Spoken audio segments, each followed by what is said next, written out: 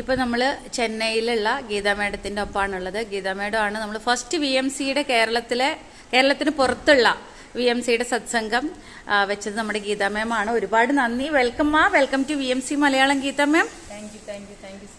Yes, എപ്പോഴാ VMCയിൽ വന്നത്? ധ്യാനം എങ്ങനെയുണ്ട്? എന്തൊക്കെയാണ് റിസൾട്ട്?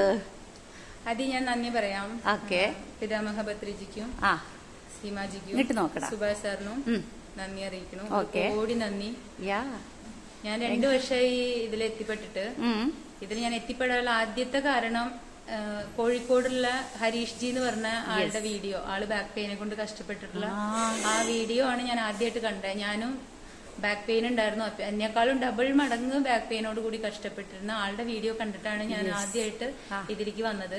അതിന് മുന്നേ ഞാൻ 2-3 പ്രാവശ്യം ഇതിൽ വരാൻ നോക്കുമ്പോ എന്റെ വിചാരം ഏതോ വെജിറ്റബിൾ വിൽക്കണ അങ്ങനെ എന്തോ ഇതാന്ന് വിചാരിച്ചിട്ടാണ് ഇതിലേക്ക് എത്തിപ്പെടാണ്ടിരുന്നത്. പക്ഷെ ആ വീഡിയോ എന്റെ അനുഭവത്തിലേക്ക് ഒരു ക്ലിക്കായി. അന്ന് ഞാൻ ചെയ്യുമ്പോ 41 ദിവസത്തെ ഒരു മെഡിറ്റേഷന്റെ ഒരു ഇത് നടക്കണ്ടായിരുന്നു.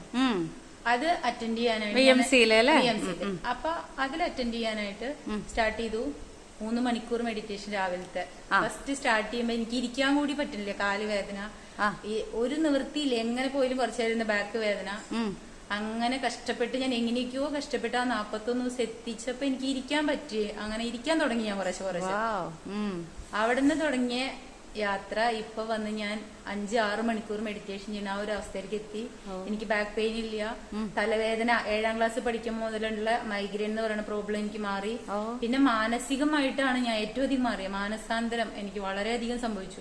കാരണം ഓരോരോ കാരണത്തിന് ഞാൻ ദേഷ്യപ്പെടുമ്പോഴും അങ്ങനെയുള്ള പിണക്കങ്ങൾ കാണിക്കുമ്പോഴും അതിനൊക്കെ എനിക്ക് തിരിച്ചറിവ് വന്നു. പ്രത്യേകിച്ച് എന്റെ ഹസ്ബൻഡിനോടൊക്കെ പറയണ വർത്തമാനത്തില് ഒരു ഭയങ്കര സ്ട്രോങ് ആയിട്ട് പറയണ ഒരു ക്യാരക്ടർ എന്റെ. പക്ഷെ അതൊരു സോഫ്റ്റ്നെസ് മയം വന്നു.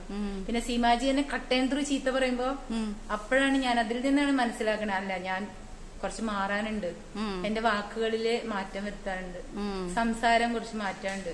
അങ്ങനെ ഓരോന്നായിട്ട് ഓരോ ദിവസവും എന്റെ സോളിനെ വളർത്തുക. അതെന്ത് ചെയ്യാൻ പറ്റും?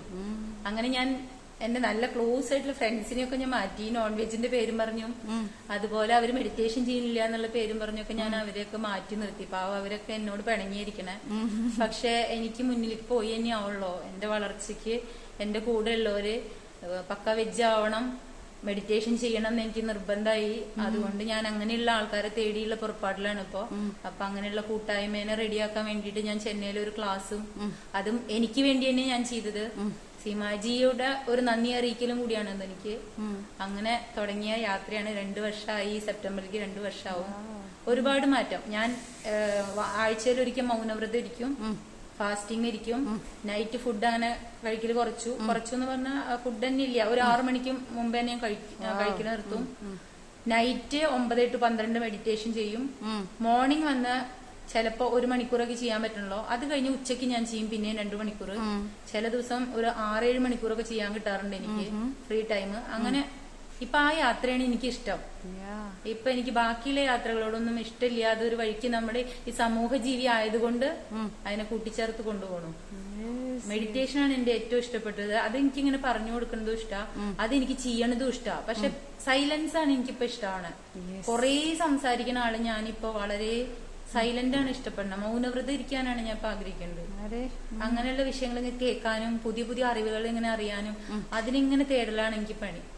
അപ്പൊ സീമാജിയുടെ ഓരോ വീഡിയോ കേട്ട് അതിന്റെ എന്താണോ എനിക്ക് ഇത്ര കാലം അറിയാണ്ട് ആ വീഡിയോയിൽ എന്തുണ്ടോ അപ്പൊ അതിനെ മനസ്സിലാക്കി വെക്കും. ചിലപ്പോ എഴുതിയൊക്കെ വെക്കും. ഞാൻ ഇമ്പോർട്ടന്റ് ആയിട്ടുള്ള സീമാജി പറയുന്ന കാര്യങ്ങളൊക്കെ ഞാൻ പേപ്പറിൽ എഴുതി വെക്കും. അങ്ങനെയൊക്കെ അങ്ങനെ എന്റെ യാത്ര ഇപ്പൊ തുടർന്നുകൊണ്ടേയിരിക്കണം. വളരെ സന്തോഷകരമായിട്ടുള്ള ഒരു ലൈഫാണ് ഇപ്പൊ ഞാൻ പോയിക്കൊണ്ടിരിക്കുന്നത്. അന്ന് തൃശ്ശൂർ ക്ലാസ് വെച്ചപ്പോ ചെന്നൈയിൽ നിന്നാണ് മാഡം വന്നത്. തീർച്ചയായിട്ടും അത് വളരെ അത്ഭുതമാണ്. എന്താ വെച്ചിട്ടുണ്ടെങ്കിൽ സീമാജിയുടെ ഒരു ക്ലാസ്സിന് വേണ്ടി മാത്രം, അത് തൃശ്ശൂര് എന്റെ നാടായത് കാരണം എനിക്ക് അവിടെ വരാനും ഫ്രഷ് ആവാനും എനിക്ക് അറിയണ നാടായത് കാരണം ഈസി ആയിട്ട് വരാലോ. ക്ലാസ് നടക്കണമെന്ന് അറിഞ്ഞ ഉടനെ ഞാൻ ടിക്കറ്റ് ബുക്ക് ചെയ്തു. കാലത്ത് അവിടെ എത്തി. കാലത്ത് ഞാൻ പോകുമ്പോ എന്റെ ചേട്ടനെ, എന്റെ ചേച്ചീനെ, പിന്നെ ഒരു വല്യമ്മേന്റെ മകൾ, ഇവരെല്ലാം കൂട്ടി ഞാൻ കൊണ്ടുപോയി. അവരെല്ലാം റെഡിയാണ് എന്റെ കൂടെ വരാൻ. ഞാൻ ഏതോ വലിയ കാര്യം ചെയ്യാൻ പോകണമെന്ന് അവരൊക്കെ വിചാരിക്കുന്നത്. കൂടെ വന്നു. അവര് മെഡിറ്റേഷൻ ചെയ്തു, ഞാനും ചെയ്തു.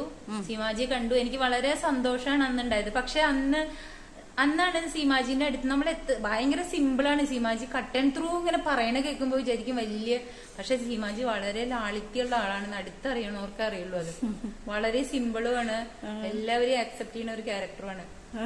അതെന്നെ ഇപ്പോ ഇന്ന് ഇത് വളരെയധികം ഒരു സന്തോഷം. അന്നും എനിക്കുണ്ടായിരുന്നു, പക്ഷെ ഇന്ന് കൂടുതൽ അത് അറിയാൻ കഴിഞ്ഞു. അന്ന് തന്നെ തിരിച്ചും പോന്നു ഞാൻ. ആ ഒരു ക്ലാസ് അറ്റൻഡ് ചെയ്ത് അന്ന് തന്നെ തിരിച്ചും പോന്നു.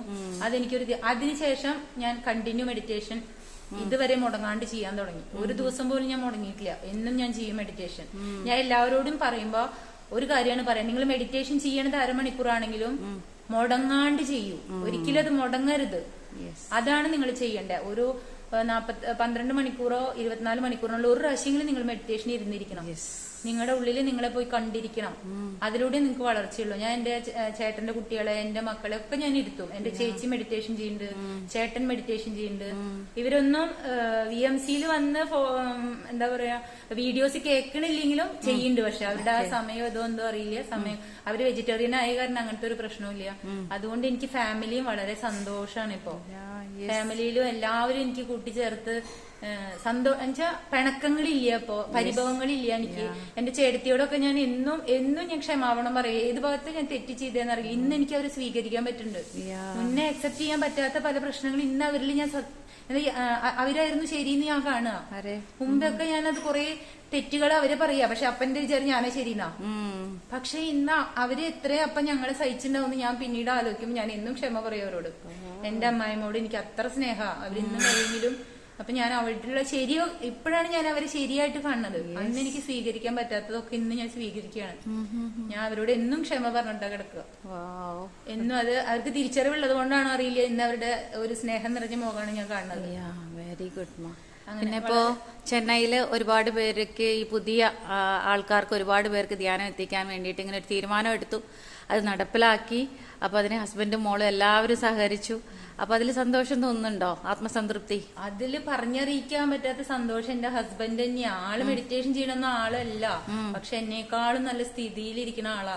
പക്ഷെ ആളുടെ തിരിച്ചറിവ് എനിക്ക് മെഡിറ്റേഷനിലൂടെ വന്നിട്ടുണ്ടായത്.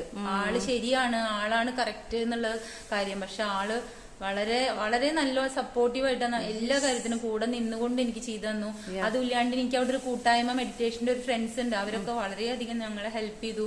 എല്ലാവരും എന്താ ഞാൻ ചെയ്യേണ്ടതെന്ന്. പക്ഷെ പൂർണ്ണമായിട്ടും എനിക്ക് ചില കാര്യങ്ങളൊന്നും യൂണിവേഴ്സ് എനിക്ക് എത്തിച്ചു തന്നില്ലെങ്കിലും സീമാജിയുടെ നല്ല ക്ലിയർ ആയിട്ടുള്ള വോയിസിലൂടെയുള്ള സ്പീച്ച് കേൾക്കാൻ പറ്റി. ഒരു മൈക്കും വേണ്ട, ഒന്നും വേണ്ട, അത്രയും നല്ല വോയിസിൽ ഞങ്ങൾക്ക് അത് ക്ലിയർ ആയിട്ട് ശാന്തമായിട്ട് എല്ലാവരും കേട്ടു. വളരെ നല്ലൊരു മെഡിറ്റേഷൻ തന്നെ ഞങ്ങൾക്ക് അന്നുണ്ടായി. എനിക്കൊക്കെ നല്ല അനുഭവം ഉണ്ടായി. ഞാനത് ഓർഗനൈസ് ചെയ്തെങ്കിലും ഞാനാണ് അവിടെ ഏറ്റവും അധികം എൻജോയ് ചെയ്ത് മെഡിറ്റേഷൻ ചെയ്തത്. എനിക്ക് വളരെ ഒരു സന്തോഷമായിരുന്നു അവിടെ ഇരുന്ന് മെഡിറ്റേഷൻ ചെയ്യുമ്പോൾ. നന്നായിട്ട് എൻജോയ് ചെയ്തു. Thank you Geetha madam. ഒരുപാട് നന്ദി. രാവിലെ മുതലുള്ള നമ്മുടെ യാത്ര അതും എല്ലാം വളരെ ഫെന്റാസ്റ്റിക് ആയിരുന്നു. ഓക്കെ, അപ്പോൾ എല്ലാത്തിനും നന്ദി. ഒരുപാട് പേരിലേക്ക് ഇത് എത്തിക്കാൻ ഇനിയും മാഡത്തിന് സാധിക്കട്ടെ. ഒരുപാട് പേരുടെ ഇങ്ങനൊരു കൂട്ടായ്മ സാമൂഹിക ധ്യാനമൊക്കെ സംഘടിപ്പിക്കാൻ മാഡത്തിന് സാധിക്കട്ടെ. All the very best. സീമാജിയോടാണ് ഞങ്ങൾക്ക് എന്നും നന്ദിയും താങ്ക്യും പറയാനുള്ളത്. നന്ദി അറിയിക്കേണ്ടത് എങ്ങനെയാണെന്ന് ഇനിയും പഠിച്ചിട്ടില്ല. ഇനി അതാണ് എനിക്ക് പഠിക്കേണ്ടത്.